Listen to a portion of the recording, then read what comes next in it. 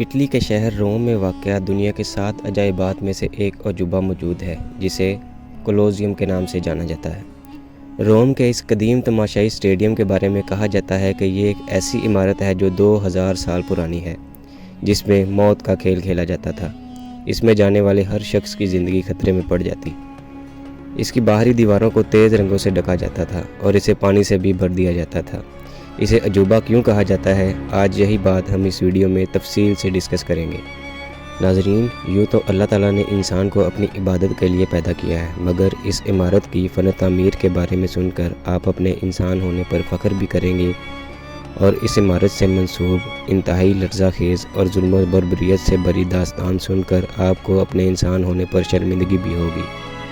اس عظیم تماشا گاہ کو ابتدا میں فلیوین ایمفی تھیٹر کا نام دیا گیا۔ اسے پہلی صدی عیسوی کے دوران تعمیر کیا گیا۔ یہ وہ دور تھا جب رومی سلطنت شمال میں برطانیہ سے لے کر جنوب میں افریقہ تک اور مغرب میں قسطنطنیہ تک پھیلی ہوئی تھی۔ رومی سلطنت کے اس سنہری دور میں اس عظیم تماشا گاہ کا افتتاح 80 عیسوی میں رومی شہنشاہ ٹائٹس نے کیا اور اسے سلطنت کے مرکز کا مقام حاصل تھا۔ اس عظیم تماشا گاہ کی تعمیر 72 عیسوی میں شروع ہوئی اور 80 عیسوی میں کمپلیٹ ہوئی۔ اس کی تعمیر کا آغاز بادشاہ ویسپاسین کے حکم سے ہوا تھا اور اس کی تکمیل اس کے فرزند ٹائٹس کے دور میں ہوئی تھی۔ یہ بلڈنگ ابتدائی دور میں تفریحی مقاصد کے لیے استعمال کی جاتی تھی۔ اس تفریح کا مقصد انسانوں کے ہاتھوں جانوروں کا قتل یا پھر انسانوں کے ہاتھوں انسانوں ہی کا قتل ہوا کرتا تھا۔ 80 عیسوی میں جب اس کا افتتاح ہوا تو اس کی افتتاحی تقریبات اور تماشے 100 دن تک جاری رہے، جس کے نتیجے میں سینکڑوں جانور اور تقریباً 2000 جنگجوؤں کو زندگی سے محروم ہونا پڑا۔ اس تماشا گاہ میں ہونے والے اکثر کھیل تماشے سارا دن جاری رہتے تھے۔ صبح کے وقت مزاحیہ نوعیت کے کھیل ہوتے اور دوسرے ملکوں سے لائے گئے عجیب و غریب جانوروں کی نمائش کی جاتی تھی، اور دوپہر کے بعد پیشہ ور جنگجوؤں کے درمیان مقابلے ہوا کرتے تھے۔ زیادہ تر تماشوں اور کھیلوں میں موت ایک اہم کردار ادا کرتی تھی۔ یہ سب جنگجو یا تو مجرم ہوا کرتے تھے یا پھر غلام۔ ان غلام جنگجوؤں کو خونخوار جانوروں میں سے کسی سے لڑوایا جاتا یا ایک دوسرے کے ساتھ ہی مقابلہ کروایا جاتا تھا، حتیٰ کہ کسی ایک کو اپنی جان سے ہاتھ دھونا پڑتے۔ ان کے ہتھیاروں میں ڈھال، تلوار اور نیزے شامل ہوا کرتے تھے۔ کبھی کبھار رومی شہری یا عورتیں بھی اس لڑائی میں شرکت کرتے، لیکن ان کی شمولیت محض نمائش کے لیے ہوتی تھی۔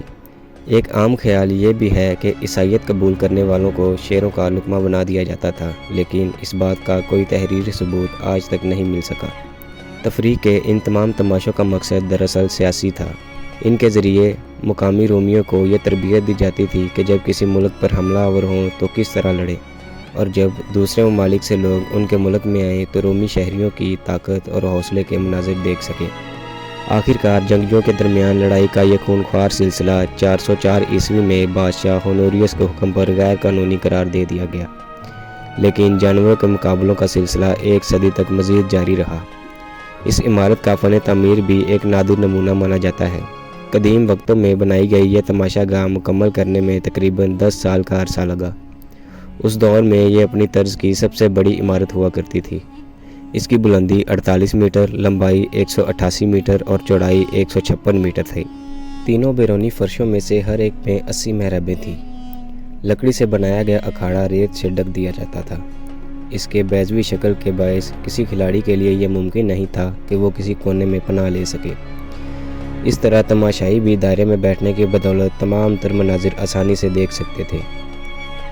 اس عمارت کی تعمیر میں سفید چونے کا پتھر استعمال ہوا ہے، جس کی مقدار 1,00,000 مکعب میٹر ہے۔ آج اکھاڑے کا فرش باقی نہیں رہا، البتہ اس کی دیواروں اور راستوں کے کھنڈرات دیکھے جا سکتے ہیں۔ اس کے علاوہ وہ سرنگیں بھی ابھی موجود ہیں جن کے ذریعے تماشا گاہ سے پانی نکالا بھی جاتا تھا اور اسے پانی سے بھر بھی دیا جاتا تھا۔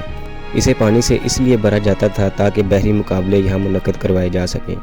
یہ تماشا گاہ بڑی ذہانت سے تعمیر کی گئی تھی، کیونکہ اس میں بہت سی ایسی خوبیاں نظر آتی ہیں جو جدید دور کے اسٹیڈیمز میں آج تک استعمال کی جاتی ہیں۔ نشستوں کو مختلف حصوں میں تقسیم کیا گیا تھا۔ پہلا چبوترا رومی سینیٹرز کے لیے مخصوص تھا اور اسی میں بادشاہ کے لیے تکیوں سے آراستہ ایک حصہ تھا۔ اس کے دوسرے چبوترے پر عمرہ کے لیے مخصوص جگہ ہوا کرتی تھی۔ تیسرے درجے میں مزید 3 درجے تھے۔ نچلا حصہ عام شہریوں کے لیے ہوا کرتا تھا اور اس کا اوپر کا حصہ غریب شہریوں کے لیے، جبکہ انتہائی اوپر ایک تھوڑا سا رقبہ جہاں صرف کھڑا ہوا جا سکتا تھا، اور یہ حصہ کم تر طبقے کی عورتوں کے لیے ہوا کرتا تھا۔ تماشا گاہ کا ایک اور منفرد اور سائنسی پہلو اسے ٹھنڈا رکھنے کا نظام بھی تھا، جو ایک خاص صاحبان ہوا کرتا تھا۔ یہ ایک بہت بڑا رنگین ترپال تھا جسے موسم کے مطابق تماشائیوں کے سروں پر پھیلا دیا جاتا تھا تاکہ وہ موسم کی شدت سے محفوظ رہ سکیں۔ یہ رسیوں سے بنا ہوا ایک جال تھا، اس کے درمیان سوراخ تھے اور باقی حصہ کھردرے کپڑے سے ڈھکا ہوا تھا۔ یہ ایک چھت کی شکل میں اکھاڑے کے 2/3 حصے پر پھیلا اور مرکز کی طرف جھکا ہوا تھا تاکہ ہوا کو گھیر کر تماشائیوں تک پہنچا سکے۔ مخصوص چبوتروں پر موجود مزدور حکم ملنے پر اس کی رسیاں کھول دیا کرتے۔ یہ تماشا گاہ 217 عیسوی تک استعمال میں رہی تھی، پھر آسمانی بجلی کے گرنے سے لگنے والی آگ سے تباہ ہو گئی اور خستہ حال ہو گئی۔ 442 سے لے کر 1049 عیسوی کے دوران آنے والے 4 زلزلوں نے عمارت کو بہت نقصان پہنچایا۔ اس کے بعد اس عمارت کو ایک نئی شکل دے دی گئی، ایک مختصر سے رقبے پر گرجا گھر بھی بنا دیا گیا۔ اس عظیم تماشا گاہ میں نشستوں کی ترتیب بھی انسانی فن تعمیر کا منہ بولتا ثبوت ہے۔ تماشا گاہ میں داخل ہونے والے لوگوں کو اپنے مرتبے کے مطابق ملنے والی نشستوں تک جانے کے لیے ڈھلوانی زینوں سے گزرنا پڑتا تھا۔ چوتھے درجے پر رکھے گئے لکڑی کے چبوترے عورتوں اور غریبوں کے بیٹھنے کے لیے ہوا کرتے تھے۔ وہ تماشائی جن کے پاس ٹکٹ نہیں ہوتے تھے زمینی سطح پر موجود دروازہ نمبر 1 سے لے کر 17 تک کے ذریعے سے اندر داخل ہو سکتے تھے۔ باقی بچ جانے والے داخلی راستوں میں سے 2 بادشاہ ٹائٹس کے لیے اور 2 مقابلہ بازوں کے لیے مخصوص تھے۔ دراصل اس عظیم تماشا گاہ کی جسامت رومی سلطنت کی وسعت، شان و شوکت اور فنون کی نمائندگی کرتی تھی۔